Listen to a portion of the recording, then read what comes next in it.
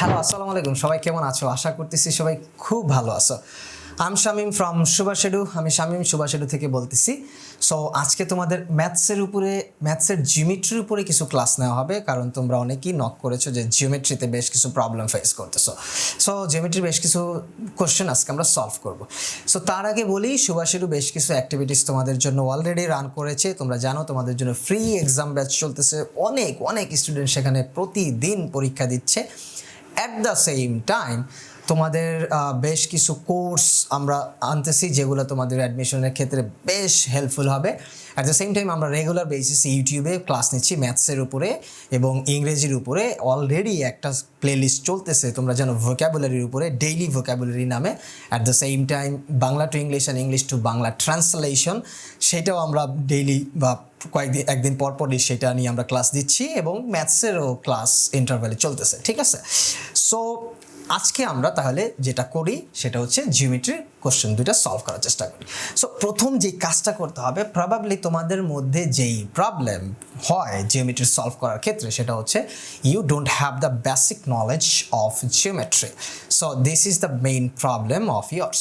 So how you can solve the problem and how you can get the basic knowledge of geometry, তাহলে তোমাকে কি করতে হবে? তোমাকে এর জন্য যেটা করা লাগবে সেটা হচ্ছে ক্লাস 9-10-এর যেই ম্যাথস বইটা আছে, তার যেই জিওমেট্রি বা জ্যামিতি যে অংশটা আছে, সেই অংশের উপপাদ্যগুলার যে বেসিকটা আছে, অর্থাৎ যে কোশ্চেনটা আছে, সেই প্রশ্নটা পড়ে বুঝতে হবে। সেই প্রশ্নটা পড়ে যদি মোটামুটি বোঝা যায়, তাহলে তুমি একটা বেসিক আইডিয়া নিতে পারবা জ্যামিতি সম্পর্কে। আদারওয়াইজ তুমি you are in trouble. So তুমি অনেক বেশি সমস্যার মধ্যে সম্মুখীন হবা। কী বেসিক তোমাকে জানতে হবে, আমি 2টা কোশ্চেন সলভ করলেই তুমি বুঝে যাবা যে এই ধরনের বেসিক তুমি ওইখান থেকে প্রপারলি পাবা।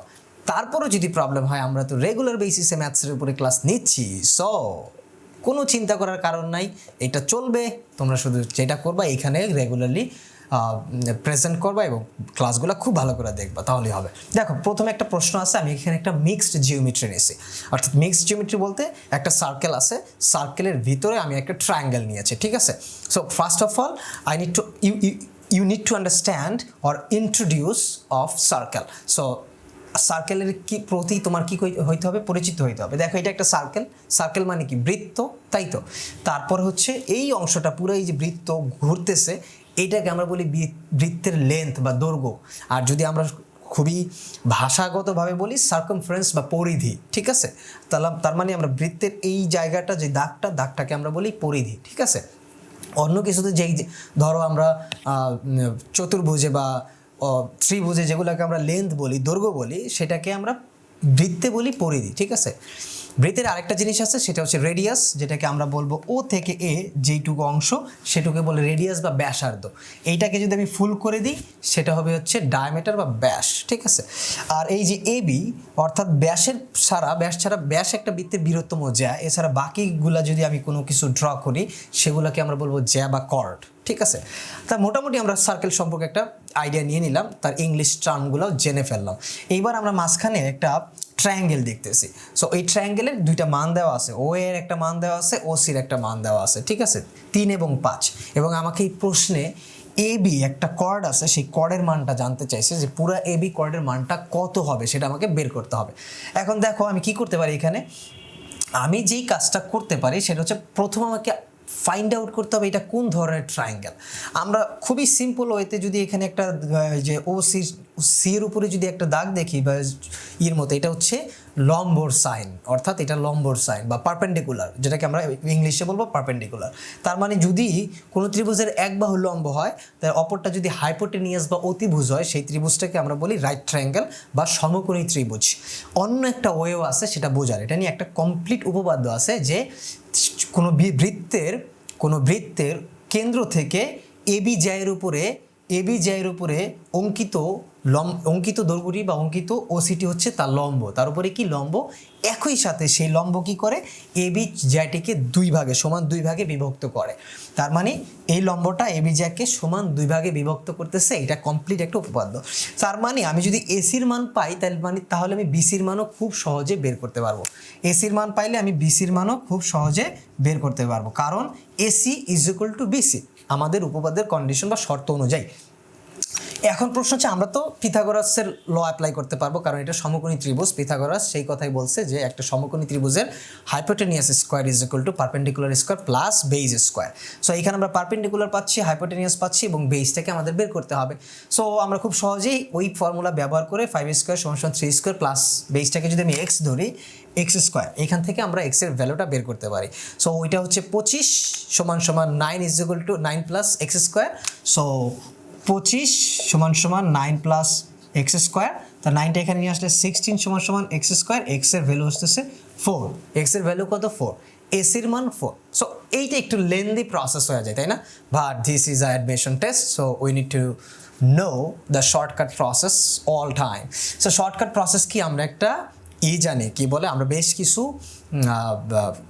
প্রপোর্শন মনে রাখবো, মনে রাখবো যেগুলোতে আমরা শর্টকাটলি খুব দ্রুত অনেকগুলোর মান বের করতে পারি। যেমন এই প্রপোর্শনটা হচ্ছে 3:4:5, 3:4:5, অর্থাৎ 3 বেস 4 হাইপোটেনিয়াস আর অতিভুজ হচ্ছে 5, তাই তো? তার মানে আমি 3-5 দেখি চোখ বন্ধ করে বলে দিতে পারবো এটা 4, আর এটা 4 হলে এসি 4 হলে বিসিও 4, তাহলে পুরা এবি হবে হচ্ছে কি 4 + 4 = 8, তার মানে এবির মান হচ্ছে 8।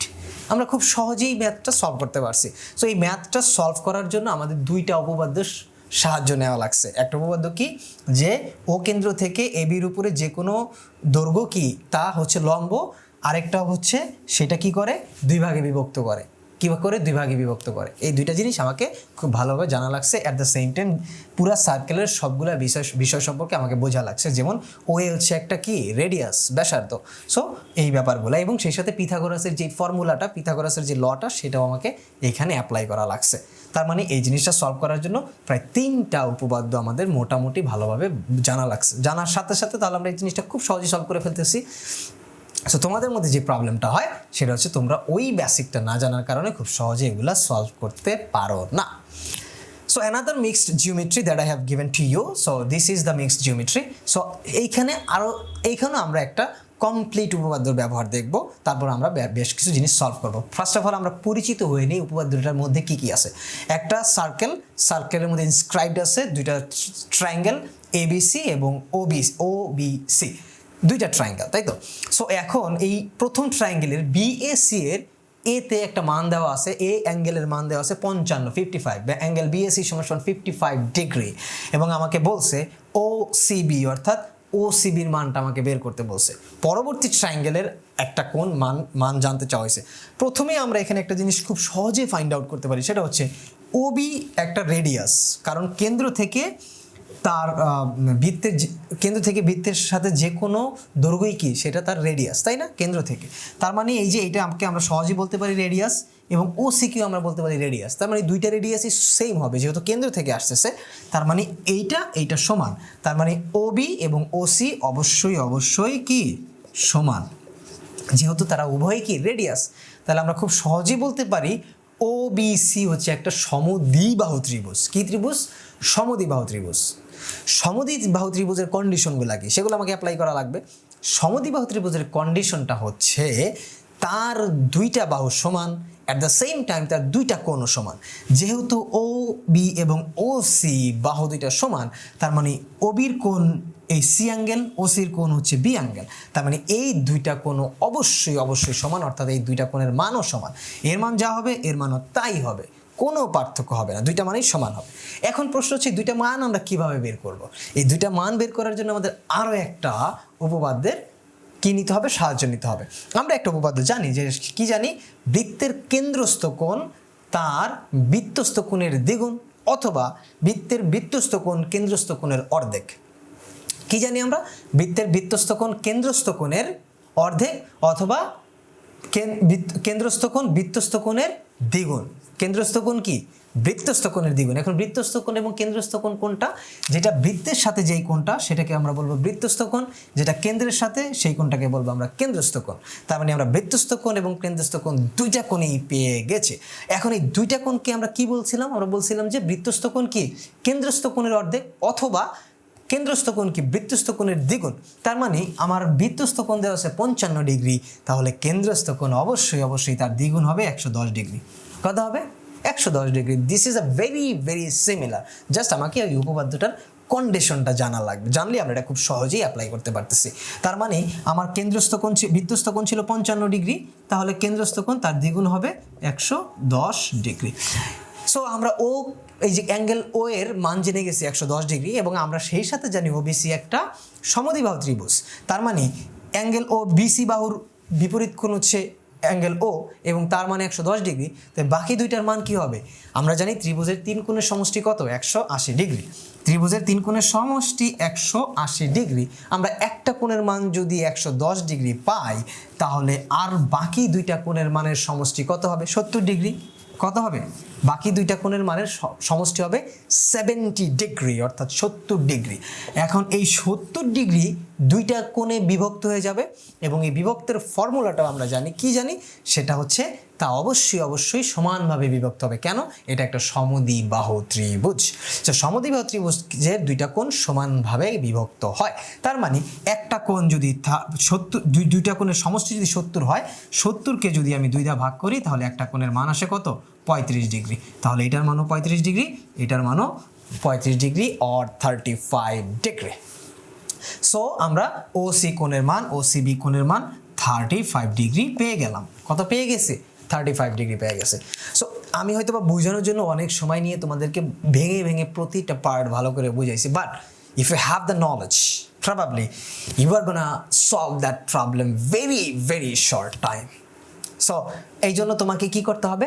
এই যে আমি কতগুলো, একটা মিক্সড জিওমেট্রিতে প্রায় 3 থেকে 4টার মতো বেসিক ইনফরমেশন কমপ্লিটলি আমি এক্সপ্লেন করার চেষ্টা করছি। এই ইনফরমেশনগুলো জানলেই দেন তুমি সলভ করতে পারবা এই ধরনের ম্যাথ খুবই সহজে। সো আমি প্রবাবলি তোমাদেরকে 2টা ম্যাথসের প্রপার আইডিয়া দেওয়ার চেষ্টা করেছি, এবং দিতেও পেরেছি খুব সম্ভবত। এবং সেই সাথে আমি শামীম ফ্রম সুভাষ এডু। কোন জায়গা থেকে বলতেছি? আমি সুভাষ এডু থেকে বলতেছি, তাই না? সো সুভাষ এডুর কাজ কি? অনলাইন ভিত্তিক একটা প্ল্যাটফর্ম, যেখানে কি করা হয়? তোমাদেরকে বিভিন্ন ধরনের ইনফরমেশন দিয়ে সাহায্য করা হয়। কি রিলেটেড ইনফরমেশন দেওয়া হয়? শিক্ষা রিলেটেড ইনফরমেশন দেওয়া হয়। সো তোমরা কি করবা? যারা শিক্ষা রিলেটেড ইনফরমেশন পেতে চাও প্রতিনিয়ত, তারা কি করবা? আমাদের গ্রুপ, পেজ এবং ইউটিউব চ্যানেল, সামনেই আমাদের খুব দ্রুত ওয়েবসাইট লঞ্চ হচ্ছে, সেই সব জায়গায় তোমরা সবাই কানেক্টেড থাকবা। তোমাদের বন্ধুদেরকে জানানোর চেষ্টা করবা, অন্যদেরকে বলতে হবে যে সুভাষ এডু নামে আরও একটা এডটেক প্ল্যাটফর্ম আসছে, যারাও শিক্ষা নিয়ে কাজ করতেছে এবং আমাদেরকে নানা ধরনের জিনিসপত্র শেখাচ্ছে। সো আমরা সেখানেও কানেক্ট হইতে পারি। সো তোমরা সেখানেও কানেক্ট হবা এবং সবাইকে জানাবা, এটাই তোমাদের কাজ। সো আজকের মতো এখানে শেষ। সবাইকে ধন্যবাদ। আল্লাহ হাফেজ।